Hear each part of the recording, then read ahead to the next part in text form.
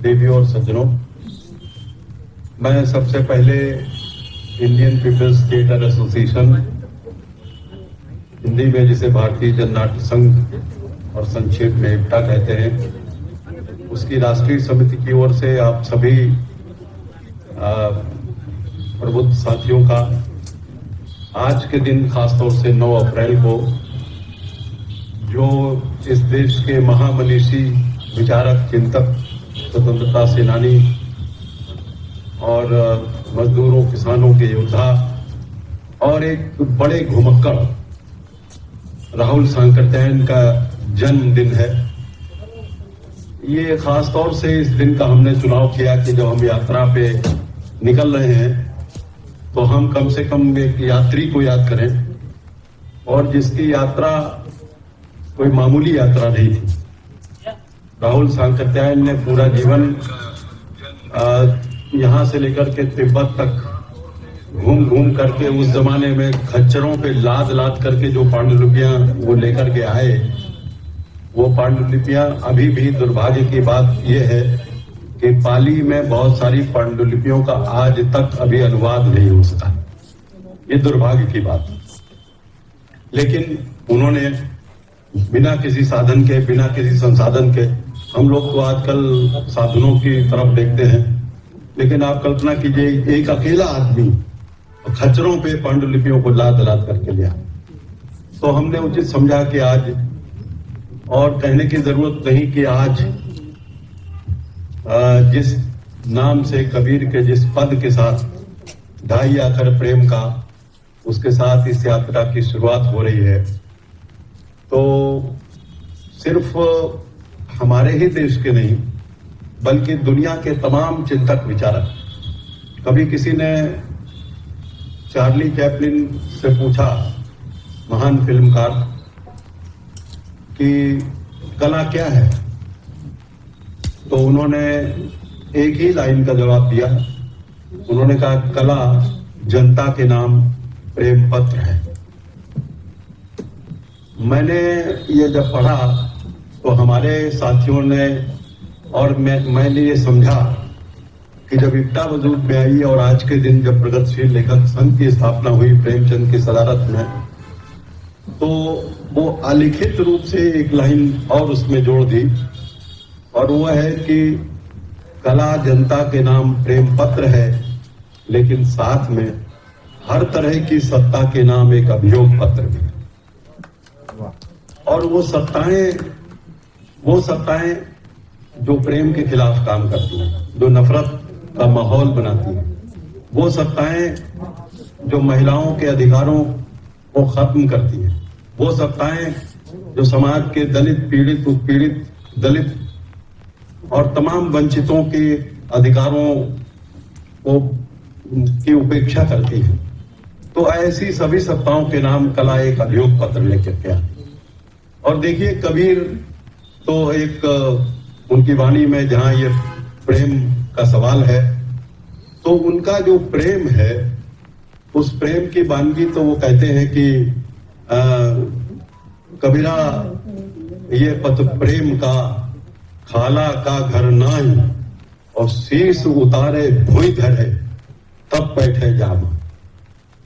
और उसी को जिगर मुरादाबादी अपने शब्दों में बाद में कहते हैं, इस लफ्ज मोहब्बत का इतना सा फसाना है, सिमटे तो दिले आशिक, पहले तो जमाना है। और ये इश्क नहीं आसान, इतना तो समझ लीजिए, एक आग का दरिया है। वो कहते हैं कि खाला का घर नाई, शीश उतारे, और ये कहते हैं कि एक आग का दरिया है और तैर के जाना, डूब के जाना। एक आग का दरिया है और डूब के जाना है, यानी आग के दरिया में जो डूब सके, ये वो प्रेम है। अब इस प्रेम को अपने तरीके से हमारे साथी प्रहलाद टिपानिया जी अभी आपके सामने कबीर के उस प्रेम को व्याख्यायित करेंगे, आपके सामने पेश करेंगे। मैं बहुत समय नहीं लेना चाहता, इसलिए कि देखिए, इप्टा की भी जो यात्रा है वो एक तरह से प्रेम के साथ ही शुरू हुई। 1943 में 25 मई को विधिवत इप्टा की स्थापना हुई, लेकिन उसके पहले 42-43 में ही बंगाल के अकाल के समय, बंगाल में अकाल पड़ा नहीं था, बल्कि एक मानव निर्मित उस समय की सरकार और धन्ना सेठों ने जो अपने गोदामों में, आज भी वो स्थितियां लगभग उसी तरह की हैं। अब धीरे धीरे देखिए पड़ोसी देश श्रीलंका की क्या हालत हो रही है, और न जाने कब उस तरह के खतरे हमारे देश में भी मंडराने लगे हैं, या पूरी दुनिया के सामने ये जो खतरे हैं, इसके प्रति सदियों पहले लोगों ने आगाह किया था। तो वो लोग जो आगाह करते आ रहे हैं, तो इप्टा ने उसको सिर्फ ये नहीं किया अपनी स्थापना के समय ही कि भाई ये अकाल पीड़ितों के लिए सरकार कुछ नहीं करती तो एक प्रस्ताव पारित कर दें, और प्रस्ताव पारित करके भेज दें वाइसराय को कि भाई इनकी कुछ मदद करो। इप्टा के कलाकारों ने कहा कि वो सब बिजोन भट्टाचार्य, महाश्वेता देवी के हस्बैंड विनय राय जैसे, और बहुत बड़े बड़े शंभू मित्रा, उनकी पत्नी तृप्ति मित्रा, ये बहुत बड़े बड़े कलाकार, ये सब लोग नवान नाटक के साथ, और हमारे उत्तर प्रदेश के जौनपुर के वामिक जौनपुरी वहां गए, वहां जाकर के उन्होंने तमाम रचनाएं बनाई, शायर गजलें कही, और एक बहुत गीत जो बहुत उस समय चला इस अकाल को लेकर के, भूखा है बंगाल ने साथी, भूखा है बंगाल, उस गीत को लेकर के इप्टा की मंडलियां पूरे देश में निकली। और यकीन जानिए कि जैसे गांधी जब अपने समय में निकलते थे आजादी की लड़ाई में, और वो कहते थे कि फकीर आए हैं वतन के झोलियां भर दो, इसी अंदाज में इप्टा के कलाकार निकले और कहा कि आओ कलाकारों के, अकाल पीड़ितों की मदद करो, झोलियां भर दो। तो लाखों रुपए 1943 में इकट्ठा करके और तमाम सामान इकट्ठा करके इप्टा ने वहां अकाल पीड़ितों को पहुंचाया। ये मामूली लोग नहीं थे। ख्वाजा अहमद अब्बास ने फिर उसके बाद एक फिल्म बनाई। उस फिल्म में आपके ही शहर के, जिनको मैं याद करता हूं, हबीब तनवीर भी हैं, धरती के लाल। उस फिल्म में बल्ला साहनी पहली बार आए, तो वो फिल्म और बिना किसी साधन संसाधन के बनाई, और उसके बाद वो एक लंबी कहानी और यात्रा है, लेकिन वो यात्रा से ही इप्टा का सिलसिला शुरू हुआ। तो इसलिए आज के दिन, खासतौर से आज के समय, जब जो स्थितियां हैं, जो परिस्थितियां हैं, उसको बहुत बयान करने की जरूरत नहीं, क्योंकि आज अगर सबसे ज्यादा जरूरत है किसी चीज को बचाने की, तो वो प्रेम को बचाने की जरूरत है। प्रेम को पूरी तरह से जैसे मिटाने की कोशिश की जा रही है। तो इसलिए हमारे साथी हौसला करके, ये लगभग थोड़े साधन जरूर बदल गए हैं कि कबीर निकलते थे, पैदल पैदल चले, बड़ी लंबी आयु पाई थी उन्होंने, पूरे देश में घूमते रहे। और हम और टिपानिया जी जब बनारस से मगहर गए थे, तो हम लोगों ने उस रास्ते की तलाश की थी कि जिस रास्ते पर 600 साल पहले कहा जाता था कि बनारस में मरने पे स्वर्ग मिलता है और मगहर में मरने से नरक मिलता है। तो 600 साल पहले कबीर ने कहा कि फिर तो मैं जाके मगहर में ही मरूंगा। वो मगहर में जाके मरे, लेकिन कबीर जिंदा है, और वो सारे पंडित मुल्ले जो ये कहते थे, उनमें से एक का भी नाम जीवित नहीं है, कबीर जीवित है। तो ऐसे लोग जीवित रहते हैं। ये पंडित मुल्ले, फलाने धमाके, ये सब आते हैं, किसी वक्त किसी को फांसी भी चढ़ा सकते हैं। कबीर को भी बहुत सताया गया, लेकिन कबीर जीवित है, वो बाकी सब फना हो गए और कोई नाम लेवा नहीं। तो इसलिए उस परंपरा को आत्मसात करते हुए जब हम चले, तो मुझे बहुत खुशी है, मैं बहुत रोमांचित होता हूं कि टिपानिया जी उस यात्रा में थे। और मगहर पर हम लोग जब पहुंचे, तो रात में वहां बहुत जोर की आंधी आई। एक तरह से हम लोग का ट्रायल हुआ कि इसमें भी तुम लोग डटे रहोगे कि नहीं डटे रहोगे। तो पूरा पंडाल गिर पड़ा हम लोगों के ऊपर। हम सब लोग उसके अंदर थे। कैफी साहब जो ठीक से चल नहीं पाते थे, लेकिन जोरदार उनकी आवाज थी, उनकी आवाज गूंजी कि डरना नहीं और कोई अपनी जगह से हिलेगा नहीं। लेकिन वो एक हमारी कलाकार साथी थी, वो हिल गई कहीं भागने के चक्कर में, उसका पैर टूट गया। रात में कैफी साहब उसको लेकर के गोरखपुर गए, उसकी सब प्लास्टर व्लास्टर कराया। और टिपानिया जी, और मैं याद करता हूं कि हमारे उस समय साथी रवि नागर, अखिलेश दीक्षित, ये सारे लोग पूरी रात पलक झपकाए बिना, पूरी रात अंधेरा था, घनघोर, बिजली चली गई थी, जनरेटर चल नहीं रहा था, एक लालटेन की रोशनी, 2 लालटेन थी, और तब ये मोबाइल भी नहीं होते थे कि स्क्रीन रोशनी चला दो। पूरी रात बिना पलक झपकाए टिपानिया जी ने और रविनागर ने वहां कबीर की उस मजार पर, समाधि पर पूरी रात कबीर के भजनों को गाया और बहुत सारे और तमाम भजनों को गाया। तो वहां से फिर हम पहचान नजीर यात्रा पर निकले 95 में।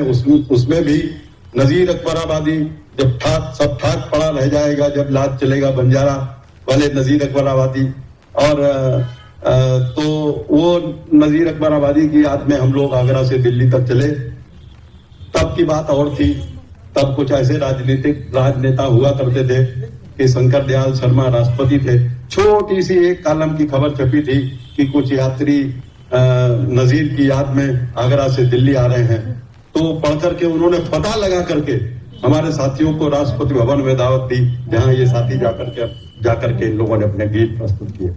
फिर ये एक यात्राओं का लंबा सिलसिला इफ्ता करती आ रही है और उसकी श्रृंखला बहुत बड़ी है। मैं बताऊंगा तो बहुत लंबा समय लगेगा, लेकिन प्रेमचंद, राहुल सांकृत्यायन, महादेवी वर्मा, सुभद्रा कुमारी चौहान से लेकर के तमाम लोगों के नाम पर इफ्ता ने लगातार बहुत सारी, लगभग 2 दर्जन यात्राएं की। कोई 3 दिन की, 4 दिन की, 7 दिन की, 8 दिन की, इस तरह की यात्राएं की।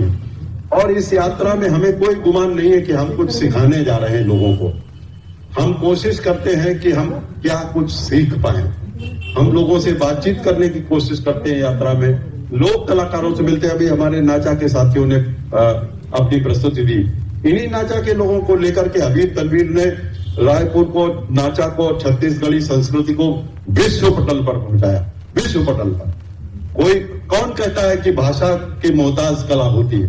हबीब तनवीर यहां से लेकर के, अमेरिका से लेकर के, लंदन से लेकर के, उनके पूरे इस नाचा की छत्तीसगढ़ी बोली को उन्होंने विश्व पटल पर पहुंचाया। तो कला कहीं भी भाषा की गुलाम नहीं होती, भाषा के अधीन नहीं होती।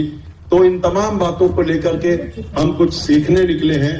और एक ही बात है कि हम अपना पैगाम मोहब्बत है, बस जहां तक पहुंचे।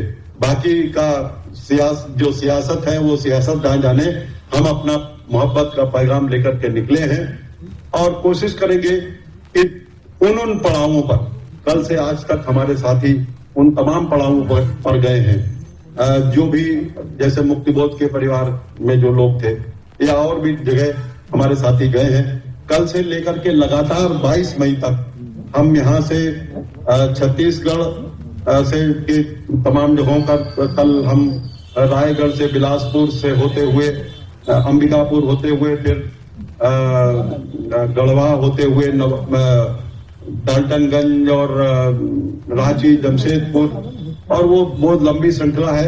करीब 250 से 300 स्थानों तक, छोटे छोटे गांव, कस्बों से लेकर के शहरों में हम फिर बिहार, और बिहार में ये यात्रा 20 दिन रहेगी। 20 जिलों में यात्रा तमाम पड़ावों पर जाएगी। उसके बाद 8 दिन उत्तर प्रदेश में, उसके बाद 5-6 दिन मध्य प्रदेश में। तो इसको 22 मई को इंदौर में इसका समापन होगा। हम लगभग उसी अंदाज में चल रहे हैं जिस अंदाज में कबीर चलते थे। ये जरूर है कि कबीर चलते थे सालों साल, हम 1.5 महीने में थोड़ा 4-5 स्टेट्स में जा रहे हैं। साधन भी तब गाड़ी घोड़े नहीं थे और शायद बसें नहीं थी। अब हम एक बस हमने कर ली है। और आप यकीन जानिए कि सब हमारे कलाकार साथी जितने भी हैं, ये सब टिपानिया जी से लेकर के सब, ये सब अपनी जेबों से लगा करके और जन सहयोग से झोली फैला करके कि फकीर आए हैं, वतन के झोलियां भर दो, और इसी तरह से इस यात्रा पर निकल पड़े। जहां जो कुछ मिलेगा वो खाएंगे, रहेंगे। कोई किसी तरह का प्रायोजन हमने अस्वीकार किया है कि हमें किसी तरह के प्रायोजन की जरूरत नहीं है। हम अपने बलबूते पर इस यात्रा पर निकले हैं, इसलिए कि कबीर के साथ जब हम जुड़ते हैं, राहुल सांकृत्यायन के साथ जुड़ते हैं, जब प्रेमचंद के साथ जुड़ते हैं, जब मुक्तिबोध के साथ जुड़ते हैं, तो हमारे लिए पवित्रता का भी बहुत बड़ा महत्व है। पैसे की पवित्रता का बहुत बड़ा महत्व है कि हम किसी के द्वारा प्रायोजित नहीं है, हम खुद निकले हैं, अपने बलबूते निकले हैं। तो हम आप सब साथियों से ये भी अपील करेंगे कि इसको मान करके इसको स्वीकार करके जो आप हमारी झोली में चलते वक्त डालेंगे, यहाँ एक चादर रख दी जाएगी, वो स्वीकार होगी और हम आगे बढ़ जाएंगे। सब जगह इसी तरह झोली फैला करके चलते रहेंगे। आइए, ये फकीर आए थे वतन के, अब ये कलाकार आए हैं वतन के, झोलियां भर दो। और टिपानिया जी आए हैं।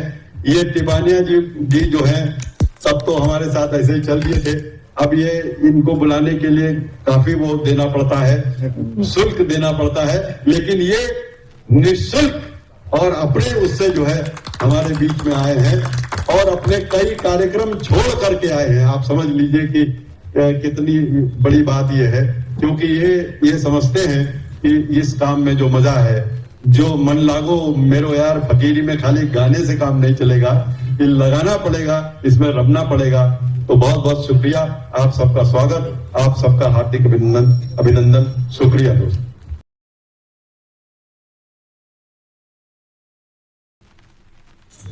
तो सबसे पहले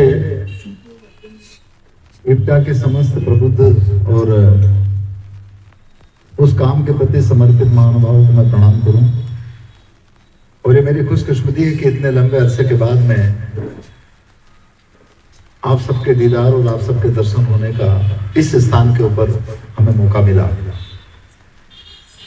उपस्थित सभी महानुभावों को मैं बहुत साधुवाद ज्ञापित करूं कि ये एक प्रकार का वो एक सांस्कृतिक चेतना है जो जनमानस के बीच में जाना चाहिए। उसमें तरीका प्रेम का होना चाहिए, क्योंकि कबीर कहते हैं कि जागट प्रेम न संचरे न सोगट जान मसान, और जैसे खाल लोहार की श्वास लेत बिन प्राण। इसलिए उस प्रेम के संदेश को लेकर के उपस्थित महानुभाव जिन विधा के, जिन कला को लेकर के इन 5 राज्यों में शिरकत करेगी, निश्चित रूप से इसका असर इंसान के दिलों में होगा। और कबीर के प्रति मुझे आप सबसे रूबरू होने का जो उनके मार्फत होता है, ये मेरी खुशकिस्मती है।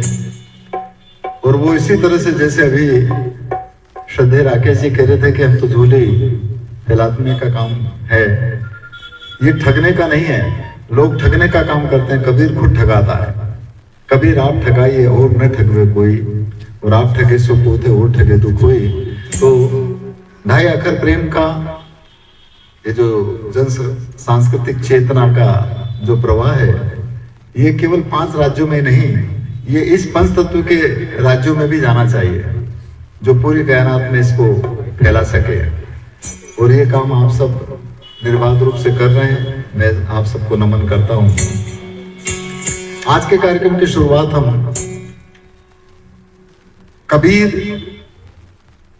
आप जैसे गुरुत्व, आप जैसे गुरुजनों को जो पूरे जनमानस के बीच में वो संदेश को लेकर के जाते हैं, और ये इस शरीर के बिना संभव नहीं है। इसलिए वो गुरु की शरण भी इधर आने की बात करते हैं। जो प्रवाह हम जैसे अभी कहा था कि समाज में अनेक प्रकार का, देश और दुनिया में अनेक प्रकार के जो चल रहा है उसे आप वाकिफ हैं, और वो स्थितियां किस तरह से शमन हो सकती है, वो इस तरह से मिलजुल करके हम प्रेम और सद्भाव के मार्फत उनको दूरियों को दूर कर सकते हैं। इसलिए आज के कार्यक्रम की शुरुआत इस गुरु वंदना से करें। आप सब गुरुजनों को समर्पित रूप से हम नमन करते हुए इस पद को से आज के कार्यक्रम की शुरुआत करेंगे।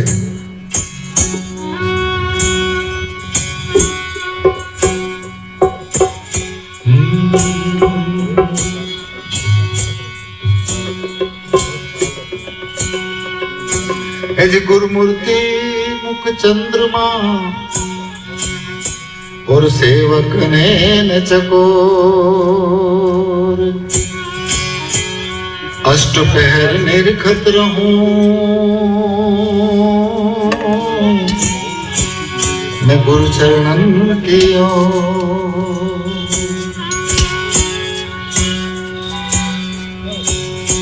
ये जैसे मैं गाने लगा तो मुझे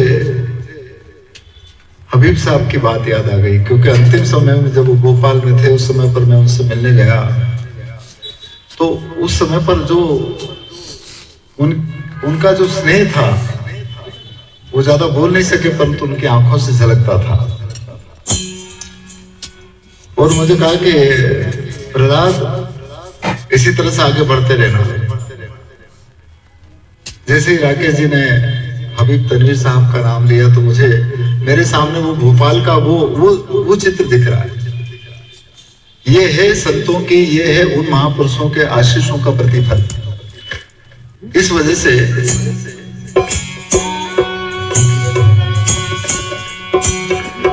ऐज गुरुमूर्ति मुख चंद्रमा और सेवक नैन चकोर, अष्ट पहर निर्खत रहूं मैं गुरु चरणन की ओर। गुरु के चरणों की ओर क्यों?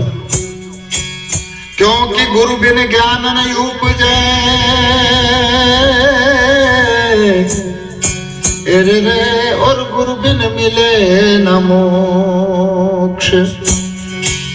गुरु बिन लखे कोई शक्ति को और गुरु बिन मिटे न दो। इसलिए आप जैसे गुरुजनों का स्थान बहुत ऊंचा है। कितना? ऐज सात दीप नौ खंड में गुरु से बड़ा नहीं कोई।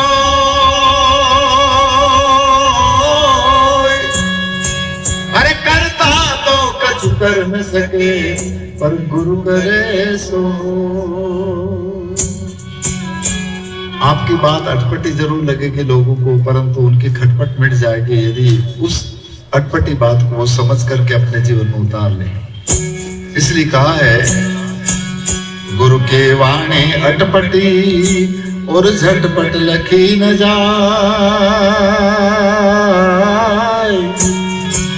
अरे जो जन झटपट लखी लहे बाकी खटपट ही मिट जाए।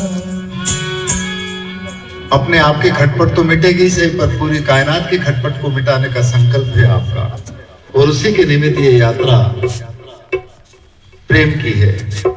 इसलिए कहा है अरे पोथी पढ़ पढ़ जगमुआ और पंडित भयान को। अरे ढाई आखर प्रेम का और पढ़े सो पंडित हो।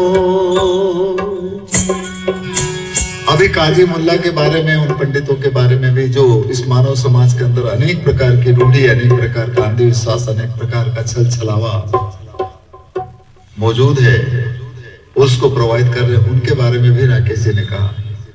इसलिए केवल जिन्होंने प्रेम को पढ़ लिया, यानी प्रेम को अपने जीवन में उतार लिया, और प्रेम ये तो परमात्मा ईश्वर अल्लाह वाहिद रूह है, आप सब जानते हैं।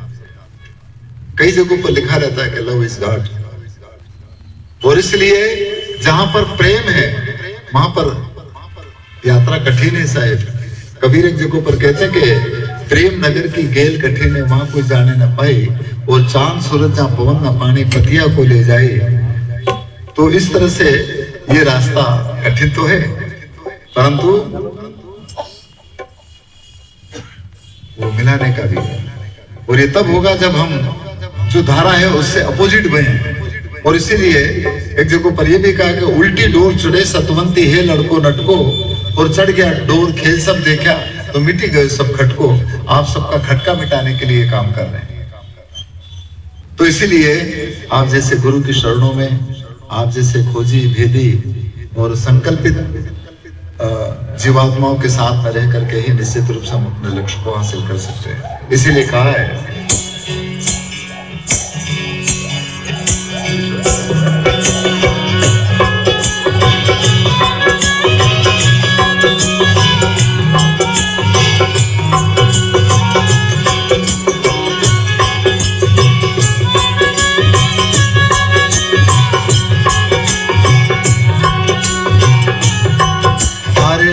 शरण मेरे नार मंगू, गुरु शरण मेरे नारे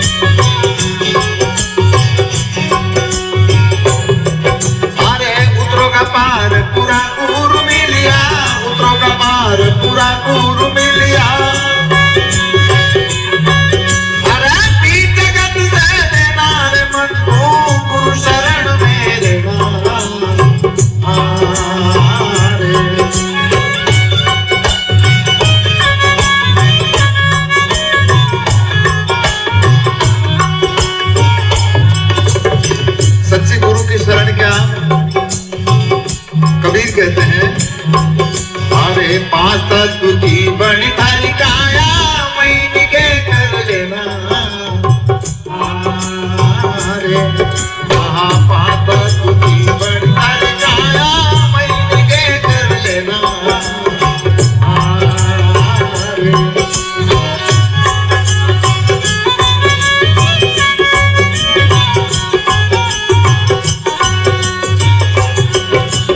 महानिगे क्यों करें?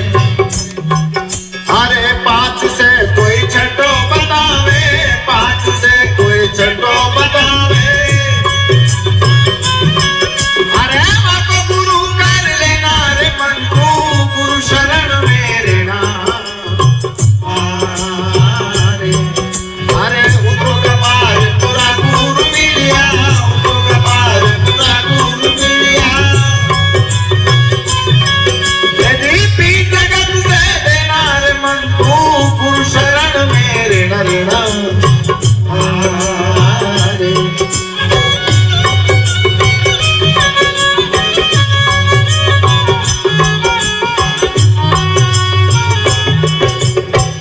पर कबीर ये भी सचेत करते हैं कि उस गुरु की शरण है ना, उस भेदिया के साथ रहे जो छठे तत्व का बोध करवाते।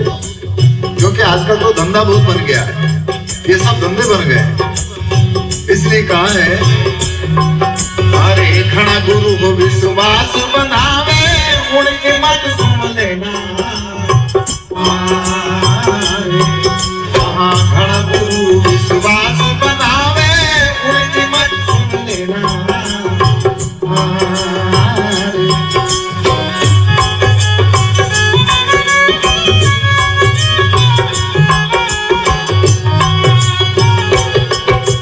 क्यों नहीं सुने? वैसे सुनना सबकी चाहिए, परंतु उन्होंने उनका मत सुनो, उनके विचारों को वो सुने भी और नहीं सुने। नहीं इसलिए सुने, अरे वो ठगियों में ठगिया रहता, वो ठगियों में ठगिया रहता। यदि पार ब्रह्म में रहना रे मन को, गुरु शरण में रहना। अरे उतरो कपार पूरा गुरु मिलिया, उतरो कपार पूरा गुरु मिलिया। अरे पीठ जगत से देना रे मन को, गुरु शरण में रहना।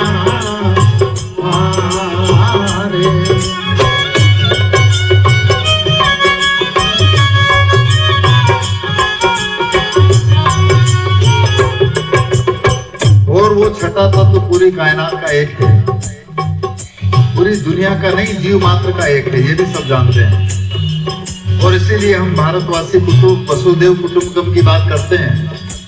परंतु अभी इन्होंने कहा था कि जिन लोगों को कितना परेशान किया जाता है, वो किन्हीं हदों की वजह से, किन्हीं दायरों की वजह से, ये भी आप सब जानते हैं। इसलिए वो छठा तत्व जो परम तत्व है, वो सब एक है, आप सब जानते हैं। इसलिए यदि ऐसे का भेद करवाने वाले या मोक्ष उस चीज का लखाने वाले हैं, वो है सच्चे गुरु। इसलिए कहा है हर तन मन धन अर्पण सतगुरु को, गुरु वचन सुन लेना। तन मन धन अर्पण सतगुरु को, गुरु वचन सुन लेना।